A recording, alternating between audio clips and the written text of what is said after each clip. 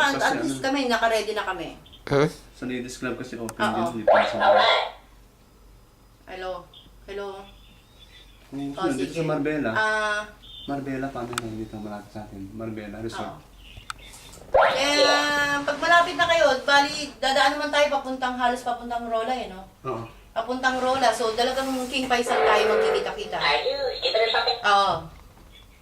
Sa may, siguro Adnoc na or yung, ano ba ito, sa kabilang side ng Adnoc.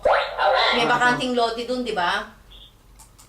O, para hindi na kayo pupunta rito sa may place namin at iikot pa ulit kapunta doon. Doon na lang. Oo, doon na lang. KFC. Oo. Oo. Sa likod yun, Cornish yun. Ma-traffic doon. Sa tapat ka mo ng McDo, Crash Finish. Tapat ng McDo, yung may bakanting lote doon. Oo, Pag doon nandun na na kayo, Sumunod. ano na kami. Pag malapit na kayo doon pala, i-ano na kami para sunduin na namin. Ay, susunduin pa kasi namin si Jerome tsaka si Brother Neil eh. Ayan ano. Sige. Okay. Po. Okay po. Sige po. God bless po. Ano tayo? Ano may number nun? Ha?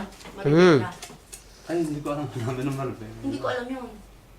Tawag ako naman si ano.